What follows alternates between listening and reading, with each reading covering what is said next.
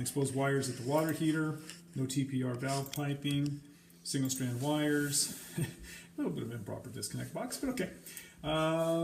This is the sub panel in here, which basically in this third bedroom is, these are all 50 amp breakers. Oh, yeah. And no ties between them. They are using these two here and not the outer two for whatever reason, but it is overkill for what's going out there for most of the stuff. Inside that panel, they've actually put the neutrals and the grounds all together into the same screws. This is two out of the 50s. There was a 50, 50, 50, 50. These two, you see, they've double lugged onto, with way too small a wire for 50 amp breakers to begin with. So it's just, yeah, I'm surprised the house hasn't burned down, to be honest with you. In that panel in that room, they decided they didn't want to run another one out to the main. So they took these small little wires and ran that out to try to supply some power to that little disconnect out there, and they tapped it right off of the main lugs. I'm like, ugh. This is the electrical panel where the Romex wiring is just hanging out of it, never actually put it together. No conduit. Again, no handle ties in the 40 amp breakers in the electrical panel. Oh, actually, that's sub panel out there. This is some of the aluminum wiring. You can see that's aluminum, aluminum, aluminum. These are all 120 circuits, not 220 circuits. So whoever's done some of the outlets in here, you can tell like this is not original. I don't know if on the back of it, it'll be stamped CU/AL, which is copper or aluminum. Unfortunately, a lot of the times they'll buy copper only.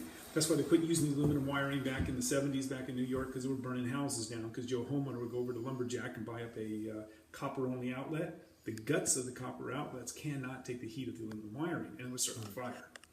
So all of these outlets that are on the aluminum circuits will have to all be pulled and tested and checked anyway, so yeah, which will be part of all the tear out. Dirt piled right up against the side of the house out there, which I'll explain in a second. Broken spring on the tilt-up garage door out there, and those weren't even safety springs anyway. I would not want to be standing next to that thing when it broke. The custom wiring in the garage, we'll just call it that. Every single inch of wiring in the garage is illegal, so it all has to go and be torn out and completely rewired. You can't do exposed splices, and you also, of course, can't do any kind of wiring outside of the walls. It has to be covered up below 8 feet off the ground. More wiring just hanging out in the walls. This is all the mold and everything that's growing from that laundry room where the water intrusion's been coming in, where the fire was out there, and all that. Okay, under the house, this is about one of the few pictures I got a chance to shoot. This is those round peeler cords I was telling you about. They've actually notched some of this. They notched it here to try to get it to fit up on top of it. And where the piers are, yeah, I think I've got maybe one picture of one of the piers. Yeah, that's it right there. That's the round one right here. These blocks and shims that they put underneath it completely has rolled off on the side now. If you were straight on, you'd see it kind of tipped over, which explains why the floor is so unlevel. I have no idea who did the ABS, but this is coming off of the bathroom. They try to tap this, instead of going here, they try to run this one back, which this is downhill, but yet they've got the sanitary Y and going the wrong direction into it. Yeah, the whole thing is botched on the plumbing underneath there, the way the direction. That's why it wants to take out the floor and start over. Yeah, I would agree. Absolutely. Some more of the piers down underneath the house here. You can see they just use cinder blocks in some areas, and of course the whole thing is tipping over now, and it's dropped almost 3/4 of an inch in some areas, or it's sagged. It is pretty wet down there, being the fact that there's almost 1.5 inches of clearance underneath the exterior perimeter. Water, when it rains, just goes right into the house. Those cinder blocks sitting on the dirt have sunk. Yeah. Of course, the smell of skunk down there worried me a little bit too, that maybe the critter was still down there, but no, he wasn't. I couldn't find him anywhere. Then I've got stuff like this. I plugged my tester into some of the electrical outlets, pulled the tester out, and the whole outlet comes out of the wall with it. Like, oops. Anyway. And of course, some of the outlets in both this little dining area here are all dead. There's no power to them. This basically is the water intrusion coming from the back wall of the house. It's been leaking into the wall, into the roof area, and down through the walls. This is actually mold growing on the sheetrock here, and you can see where the water stayed. That's why they tore this floor up. It was so damaged from the water, they had to tear that floor up in there. The walls, completely loose. All the entire enclosure parts of the wall are loose. You can take them right off the shower. The bathroom, bathtub. Yeah, the whole entire, and I have no idea what it's going to look like behind it, but you can see actually where there's been major leakage around this tub. It's been going under the wall and into this far northeast bedroom. That you can see the perfect trail of all the water running right through all the particle board flooring. So it's been actually leaking under the floor all these years. Obviously, all the junction boxes in the attic need to have cover plates put on them. The wiring up there basically is old as school day, which is not allowed now, is basically they just splice the wires together and wrap a bunch of electrical tape around them. No junction boxes, no nothing. You can see back here they did a little splice and jump from this one over that one.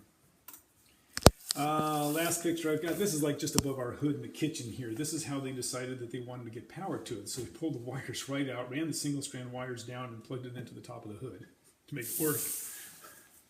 I call that custom. Yeah. All right. Anyway, basically that's enough on the pictures. The rest of it's pretty much the same thing in the report. However, things like the roof, obviously the garage roof is toast. There's water coming in all over the place out there. The foundations, my biggest worry is the fact that a lot of it is not supported. A lot of the piers, a lot of the cinder blocks are just sitting right on dirt. They use the improper, what I would call improper framing material for the floor. So at this point, pretty much I agree. The whole floor will need to come up. All of the entire substructure is going to have to either be looked at and replaced. Man, and I don't. So much of it may actually have to be jacked up, which before you can get it perfectly level and then redo the foundation, which will cost an immense amount of money, obviously, to go into that. Water and plumbing, though, we did get 40 pounds of water pressure. Most of the piping down there has been replaced. We still have a little bit of the galvanized, but some copper. Most of it is ABS. However, the way they did some of it is all wrong. There was no gas or propane, at least, in the tank. The water heater, just all the issues out there between the wires that are hanging out where they connected on it is an electric water heater, and the TPR valve piping never got connected to the exterior. Heat we couldn't test today because of the fact there was no propane. Let's see here. Wow, my electrical page. What did we not talk about here? Basically, I'm just recommending, due to all the numerous electrical code violations in the home and in the garage, an electrician needs to come through, or a general contractor, and basically go through every inch of all the wiring in the house. Rip it all and redo it. Yeah. Pretty much it's all going to have to be redone. The way they've done it is completely botched. They just threw it together the best they could to get power in places. A lot of the handle ties and the electrical panels and sub panels and stuff like that are all missing. Sub panels are actually have been hot wired to work in some cases, which is a major fire code violation. They'll have to be probably new runs or new wires will have to be ran for all of that. All the exposed wiring and everything outside in the panel. Then we've got everything, like I've even gotten the outlet in this front bedroom. Somebody actually wired it backwards. They flipped the black and the white on it. I don't have any idea why it still is standing. Those are the reasons for all the fire problems anyway. A lot of the outlets are loose. 90% of all the 3-prong outlets in the house are not grounded. They still are the old 2-wire type of a system. Even though they have 3, but nothing. Right. Just A lot of box covers are missing. Plate covers are missing. Some of the actual outlets in some of the bedrooms, the bottom half has been completely damaged. So light bulbs, of course, burnt out everywhere too. Damaged glass, somebody broke the glass out in the front doors. Obviously, window screens are missing. Interior walls, all the water intrusion coming in, both the walls from the roof, ceiling, the mold growing now. So, yeah, all the sheetrock pretty much has got to come off the walls, and look at what they're doing in there. A lot of the ceilings are sagging also, which I'm glad you caught. Yeah, it's a lot of the bedrooms, they've had either water damage or issues, or maybe the reason why they replaced this roof was the other one had so much bad leaks in it.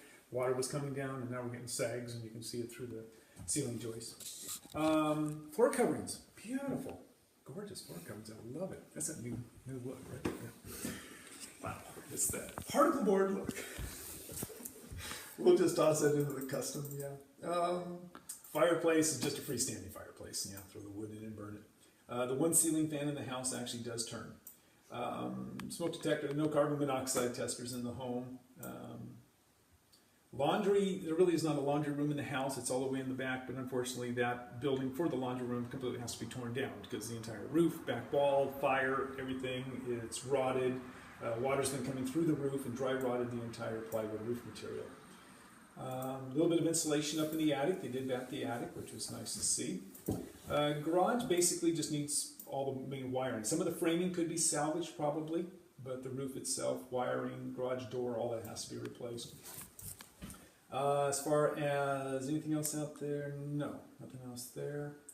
And kitchen here, just basically, I mean, they threw these on, separation of the seam on all the Formica countertops. Kitchen sink is all chipped up. The cold shutoff valve is leaking down there all the time and always dripping, so now it's rotted out the bottom particle board down there. And so, yeah, the faucet leaks like a sieve, yeah. Let's see here. No garbage disposal, no oven, no range, nothing as far as that goes. Couldn't find the dishwasher. I don't know what his name is, right? Yeah. He's buried out back too. Yeah. Let's see here. No microwave. Oh, the only thing in here is a hood. And last is our lovely bathroom. Of course, the major water damage to the flooring and the subfloor also. That's going to be a little bit more work all around the toilet where the toilet's been leaking and it's been running from the tub underneath. So there's probably more subfloor area work that's all going to need to be done coming off that bathtub. Drain stoppers don't work in the bathtubs anymore anyway, and the same with the sinks. And the entire walls have completely come loose, which looks like almost somebody may have been using it with it that way, and the water's been getting to the wall, which is probably the reason why all the water stains and damage to the subfloor. And basically that's it. That's all the fun.